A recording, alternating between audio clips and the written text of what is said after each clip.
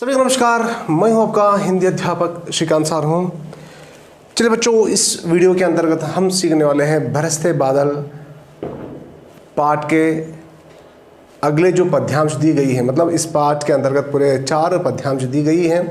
उसमें से पहला जो था, झम झम झम झम मेघ बरसते हैं सावन के, झम झम गिरती बूंदे थरून से छनके, चम चम चमक रही रे उर में घन के, थम थम दिन के तम में सपने जगते मन के। इसके बारे में हम पढ़ चुके हैं।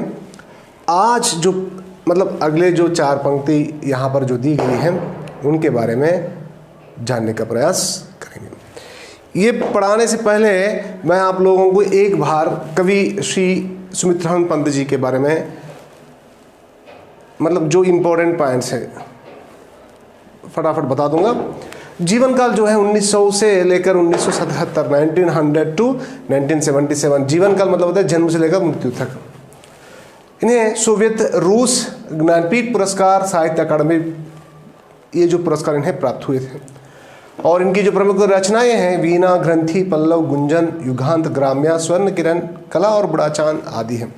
मैंने पूरे रचनाओं को नहीं लिया है, यहाँ पर कुछ ही लिया है, क्योंकि ये रिवाइज एक बार अगर करें तो इतने लिखने से क्या होता है, जो इनका जीवन काल, इनका जन्म 1900 में अल्मोड़ा में हुआ, इनकी प्रमुख रचनाएं हैं, इन्हें सोवियत रूस ज्ञानपीठ साहित्य अकादमी पुरस्कार प्राप्त हुए थे।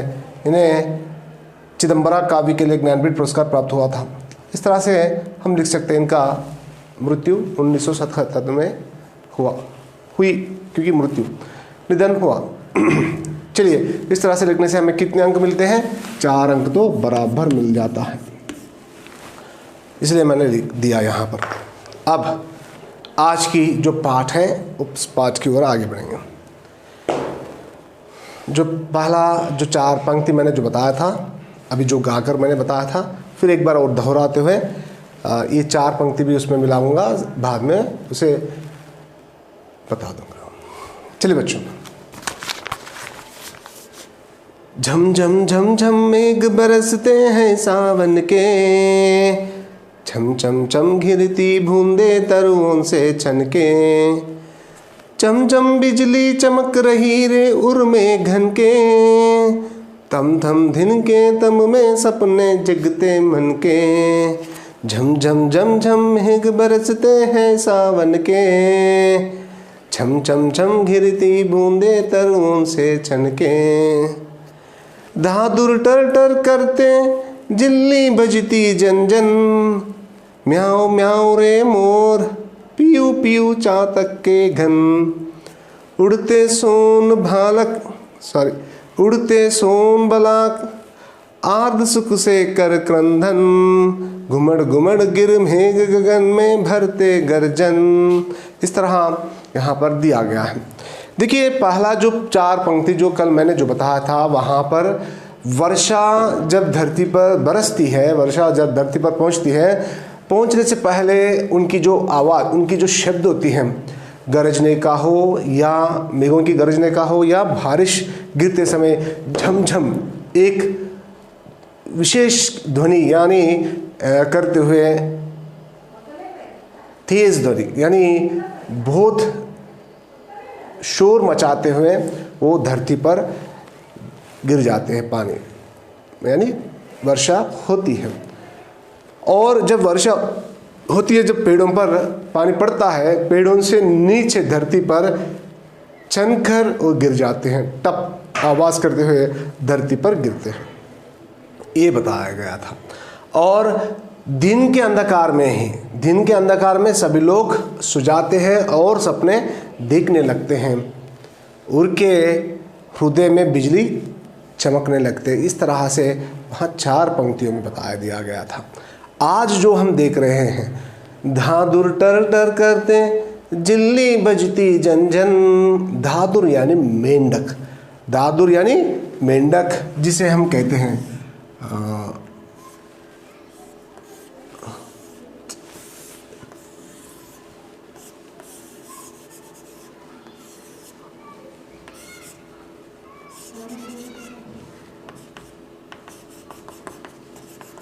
जो है यहाँ पर मेंढक, दादुर यानी मेंढक जो है, ये मेंढक टर टर आवाज करती है, टर्राते हैं। मेंढक क्या करती है बेटा?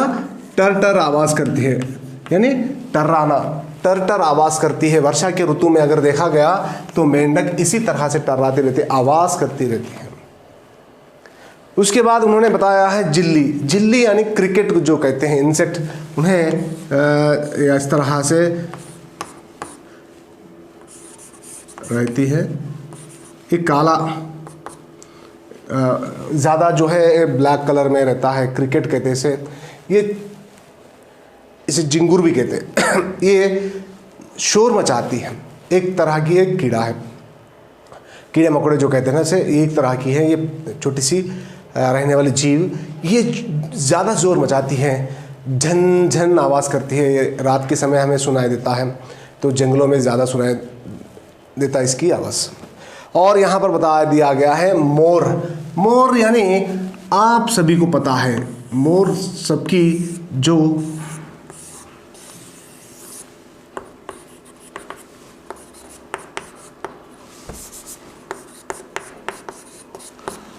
मोर जो पंछी है या पक्षी है, ये सभी चाहते हैं, क्योंकि बहुत सुंदर जो प्राणी है यही है मोर। मोर सभी लोग चाहते हैं। जो मोर की जो आवाज़ होती है, म्याऊ म्याऊ, इस तरह की आवाज़ होती है, वही यहाँ पर बताया गया है। मोर म्याऊ म्याऊ करती है। और एक यहाँ पर बताया गया है चातक पक्षी। चातक पक्षी एक छोटी सी पंछी ये है, और ये जो इस तरह से रहती है, और काला और सफ़ेद रंग में रहती है।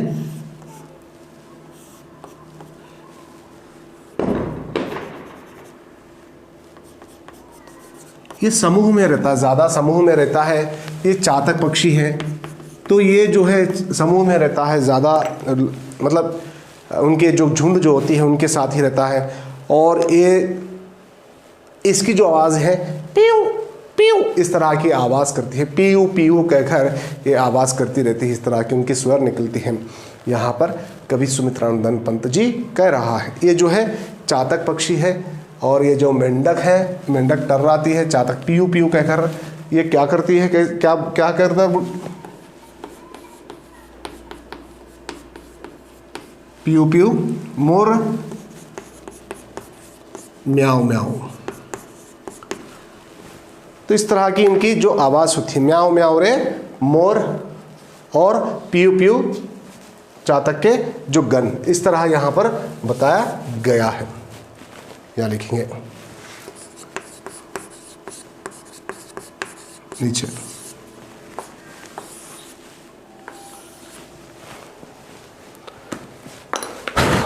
तो यहाँ पर बताया गया है अगली पंक्ति में, उड़ते सोन बलाक। ये जो है जल पक्षी कहते हैं। सोन बलाक जो है इसे जल पक्षी कहती है। ये एक तरह की डक जैसी दिखाई देता है, जहाँ तक मैं जानता हूँ इसके बारे में।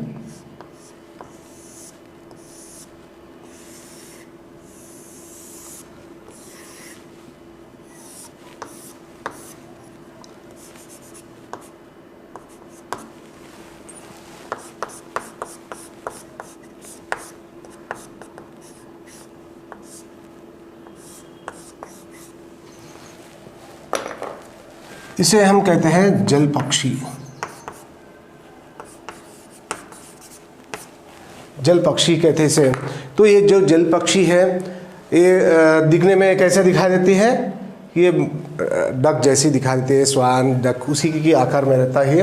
तो ये जल पक्षी है। तो ये आकाश में उड़ती है, बहुत लंबाई तक ये सफ़र करती है। इसके बारे में है जल पक्षी। ये क्या करता है, जब वर्षा होती है तो उस समय ये रोती है, अर्ध सुख से क्रंदन करते। क्रंदन करना यानी रोना। तो यही बताया गया है। गुमड़ गुमड़ गिर मेघ गगन में बरते गर्जन। मेघ कैसे होता है? घुमड़ता हुआ, घूमता हुआ इधर से, इसका कोई आकार नहीं होता है, बदलता रहता है। ये मेघ जो होता है, बादल जो होती है, घूमता रहता है, इधर से उधर, उधर से इधर घूमता रहता है। तो इस तरह से यहाँ पर बताया गया है, मेघ घूमता रहता है और ये कोई आकार नहीं होता इसका, घुमक्कड़ प्रवृत्ति के रहते हैं, इधर से उधर जाते हैं, उधर से इधर आते हैं, ये घुमक्कड़ प्रवृत्ति के रहते थे। और यहाँ पर बताया जा रहा है कि एक मेघ घूमता हुआ जाता है। चलिए फिर एक बार मैं समझाता हूँ। 4 जो पंक्ति है, दादुर टरटर करते, दादुर क्या करती है? टरटर करती है। दादुर क्या करती है बेटा? टरटर करती है।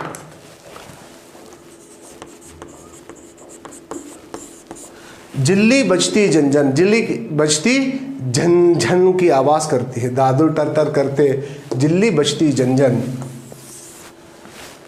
म्याओ म्याओ रे, म्याओ म्याओ रे मोर, पीयू पीयू रे चातक के घन। घन मानी यानी चातक के जो ग्रुप होती हैं, तो वचन बदलो मैंने बता दिया था आप लोगों को। तो यहाँ चातक के जो ग्रुप होता है वो उसके बारे में बताया जा रहा है। और उड़ते सोन ब्लाक अर्ध सुख से कर क्रंदन, जो जल पक्षी जो है वो खुशी से वो रोती रहती है, इस तरह से बताया जा रहा है। यानी इस पद्य में वर्षा ऋतु की जो महत्व जो होता है, सभी जीव जंतु जो चाहते हैं उनके बारे में ही बताया गया है। यहाँ पर जो है प्राणी के बारे में दी गई है। यहाँ पर उभयचर जो है पानी में और धरती पर रहने वाले जो जीव जंतु है, यहाँ पर मेंढक है, वो मेंढक के बारे में बताया गया है। हमें मेंढक की जो आवाज़ है कब सुनाई देती है? वर्षा के ऋतु में ही सुनाई देता है। तो टर्राते रहते, टर टर करते रहते हैं। तो ये चातक पक्षी भी पीयू पीयू कहकर उसी समय, और झन झन झन झन जिल्ली की जो आवाज़ है, जिंगूर भी कहते हैं उसे, तो जिल्ली की जो आवाज़ है उसी समय हमें सुनाई देते हैं। और जल पक्षी भी वो खुशी से, क्योंकि ये पानी में रहने वाली जो जीव जंतु है, तो पानी जब मिलता है उन्हें स्वच्छ पानी, उससे वो खुश हो जाते हैं, उनका जीवन बसता है, तो इसीलिए वो खुश हो जाते हैं यहाँ पर। और यहाँ मोर म्याऊ म्याऊ कहकर वो पुकारती रहती हैं। नेक्स्ट यहाँ पर दी गई है मेघ, सुन सकते हैं यहाँ कोई आवाज़ सुना दे रहा है, वो भी खुशी में है। तो यहाँ पर क्या है? ये बादल हैं, बादल घुमक्कड़ प्रवृत्ति के रहते हैं, बादल घुमक्कड़ प्रवृत्ति के रहते हैं। ये घूमता हुआ, यानी बादल जब आते हैं, जब बादल जब गिरते हैं, काले बादल जब आते हैं तो वर्षा होती है, उसी के बारे में यहाँ पर बताया गया है। गुमड़ गुमड़ गिर मेघ गगन में भरते गर्जन। जब वर्षा होने से पहले हमें एक तरह की आवाज़ सुनाई देता है, वो मेघों की गर्जन है। किनकी गर्जन है?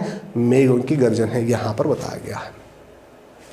मेंढक टर्राते हैं, जिल्ली झंझन बजती है, और मोर म्याऊ म्याऊ कहकर पुकारती हैं, चातक पीहू पीहू कहकर वो आवाज़ देती हैं।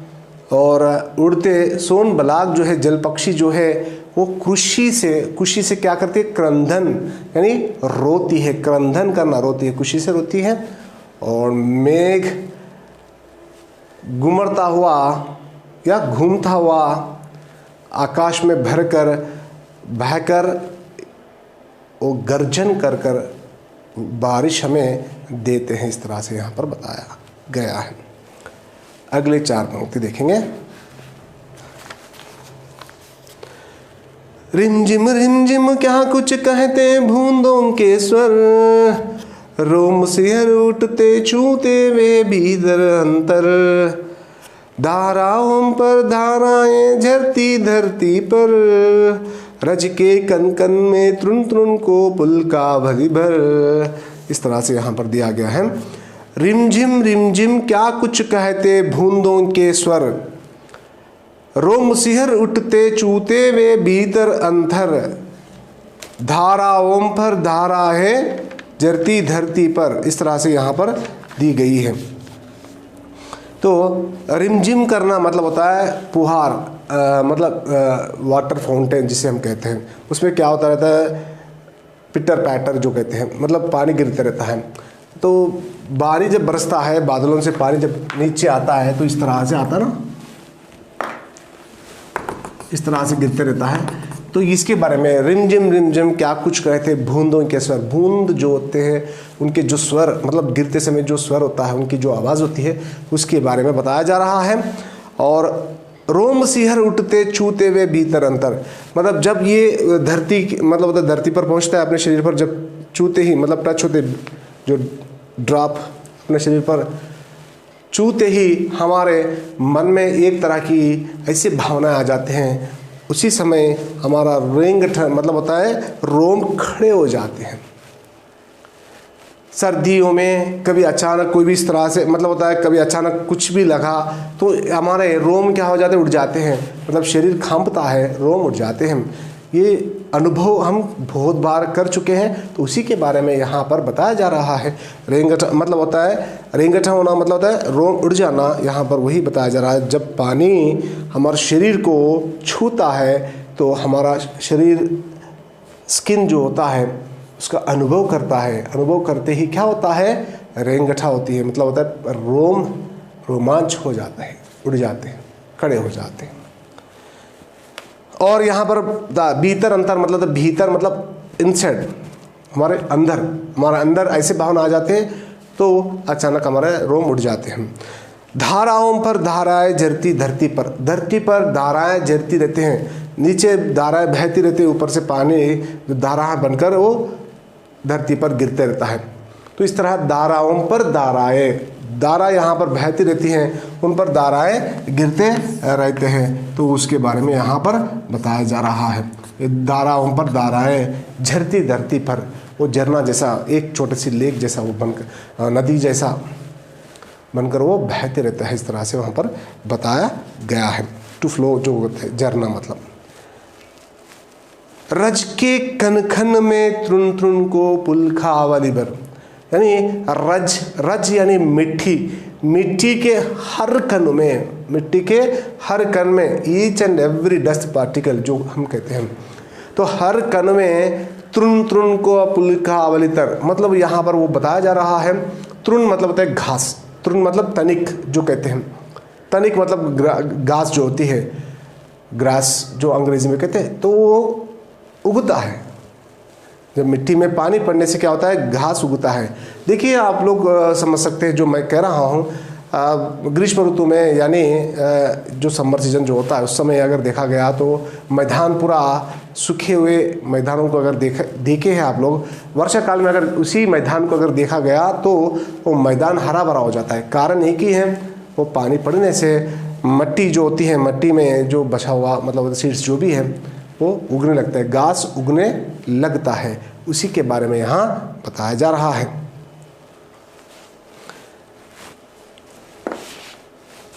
अंतिम जो 4 पंक्ति है बेटा, एक बार उसे भी देखेंगे।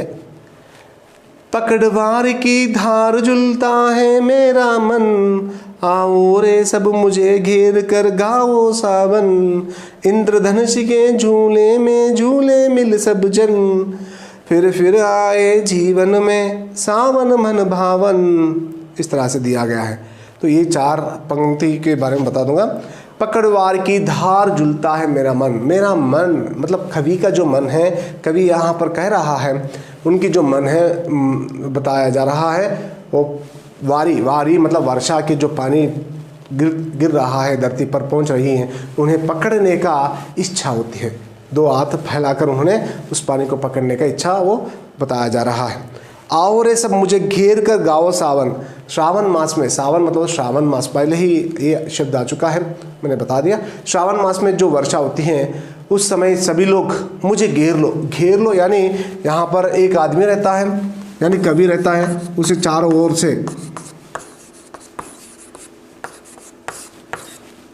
घेर लेना है, तो श्रवण करके उसे तो क्या करना है, गाना गाना है। श्रावण मास में जो गीत गाया जाता है उसे गाना गाना है और नाचना भी। इस तरह से उन्हें कहने का मतलब क्या है, खुशी से झूम उठना है, बस चारों ओर से मुझे बांध लेना है, मुझे घेर लेना है और खुशी से गाते रहना और नाचते रहना। इस तरह से उन्होंने बताया है। आओ रे सब मुझे घेर कर गाओ सावन, श्रावण मास की जो गीत होती हैं मुझे घेर कर सभी लोग गाने का प्रयास कीजिए। इस तरह यहाँ पर बताया जा रहा है। इंद्रधनुष के झूले में झूले मिल सब जन, इंद्रधनुष के जो झूला होती है, मेरे पास सिर्फ कुछ ही चॉक पीसेस है, उसे बता देता हूँ।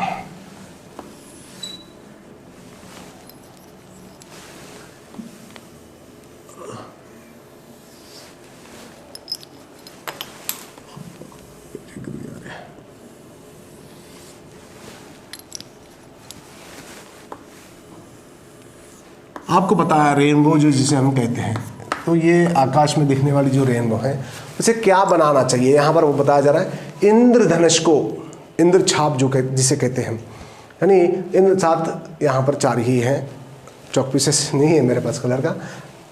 तो यहाँ पर जो है मैंने इंद्रधनुष बनाने का कोशिश किया है। तो इंद्रधनुष को कैसे बनाना है, झूला बनाना है। इंद्रधनुष को क्या बनाना है, झूला बनाना है। और झूला बनाकर इसमें क्या करना है, हम झूलना है। इंद्रधनुष के झूले में झूले मिल सब जन, सभी मिलकर इंद्रधनुष के जो झूला है उसे झूले बनाकर उसमें झूलने का प्रयास कीजिए, ऐसा बताया जा रहा है। इंद्रचाप में बैठकर अगर इस तरह से झूले, कितना अच्छा लगता हो ना। तो कवि की जो विचार है, क्योंकि ये वर्षा के ऋतु में ही आता है, सूरज रहता है, जब वर्षा होती रहती है तो उस समय ये इंद्रधनुष दिखाई देता है। तो इंद्रचाप उसके बारे में बताया जा रहा है। फिर आए जीवन में सावन मन भावन, मेरे जीवन में श्रावण मास जो है बार बार आए, इस तरह से कवि कह रहा है। उनके जीवन में श्रावण मास को बार बार आने के लिए ये कह रहा है। अब सिर्फ भावार्थ ही बता दूंगा, देखिए आप लोग, पूरे 4 जो पद्य यहाँ पर दी गई है, 4 पद्यों की भावार्थ एक बार मैं समझा दूंगा आप लोगों को। मेघ जो है झमझम कर बरसने लगे हैं और बूंदे चमचम कर धरती पर गिर रहे हैं, और बिजली जो है चमक रही है। बादल के हृदय में बिजली चमक रही है। लोग सपने देखने लगे हैं, दिन के अंधकार में लोग सपने देखने लगे हैं। दादुर टर्राते हैं, जिंगुर जनजन आवाज़ करती हैं, मोर म्याऊं म्याऊं कहकर पुकारती हैं, चातक पक्षी पीहू पीहू कहकर आवाज़ करती हैं, जल पक्षी खुशी से रोती है। यहाँ पर बताया गया है मेघ जो है घुमड़ता हुआ गर्जन करते रहते हैं, वो बरसता रहता है मेघ। अगले 4 पंक्ति इस तरह से बताया, वो आवाज़ जो है जब धरती पर जब बूंदे गिरते रहते हैं और रिमझिम कर घर आवाज़ करते हुए नीचे गिरता है। जब वो हमारा शरीर को छूता है तो हमारा शरीर में एक तरह की अनुभव करके हमारा शरीर, क्योंकि वो अंदर छू लेता है, मन को छू लेता है। जब मन को छूता है तो रेंगड़ा हो जाते हैं, मतलब रोमांच हो जाते हैं। रोम यानी जो भाले जो जिसे कहते हैं हेयर्स, वो उड़ जाते हैं कहने का मतलब है। और धाराओं पर धाराएं, जैसे धाराओं पर धाराएं झरती धरती पर, ये धाराएं बहती रहती है, फ्लो होती रहती हैं, झरना फ्लो कहते हैं। तो झरती रहती है, धाराओं पर धाराएं बहती है, ये धरती पर ही दिखाई देता है, इस तरह से बताया जा रहा है। रज के कण कण में, मिट्टी के हर एक कण में घास उगता है। मिट्टी के हर एक कण में क्या उगता है, घास उगता है, इस तरह से यहाँ पर बताया जा रहा है। मिट्टी के हर कण कैसा होता है, तुन तुन का पुलखा बलितर, इस तरह से हमें दिखाई देने लगता है। और बताया गया है पकड़ वारी की, कवि कहता है कि वारी यानी पानी को पकड़ना चाहता है। और श्रावण मास में सभी लोग मुझे घेर कर श्रावण मास के जो गीत गाते हैं उसे गाइए, और इंद्रधनुष को झूला बनाकर सभी मिलकर झूला झूले। ये जो बातें हैं, ये श्रावण मास में होने वाली जो बातें हैं, ये हमारे जीवन में बार बार आए, क्योंकि ये सभी लोग चाहते हैं, सभी जीव जंतु, छोटे से कीड़े मकोड़े, जीव, छोटा प्राणी, सभी लोग, इंसान जो भी है, सभी लोग इस ऋतु में बहुत खुशी से झूम उठते हैं, खुशियाँ मनाते हैं। जब लोग खुशियाँ मनाते हैं तो हमेशा वो खुशी मुझे चाहिए, मेरे जीवन में बार बार एक खुशियाँ चाहिए, इस तरह की उनकी इच्छा प्रकट कर रहे हैं। ये था बेटा बरसते बादल पाठ का भावार्थ। अब हम देखेंगे इस पाठ का कुछ कठिन शब्द मैं बोर्ड पर लिखूंगा, बाद में विलोम शब्द, पर्यायवाची शब्द देखेंगे। चलिए।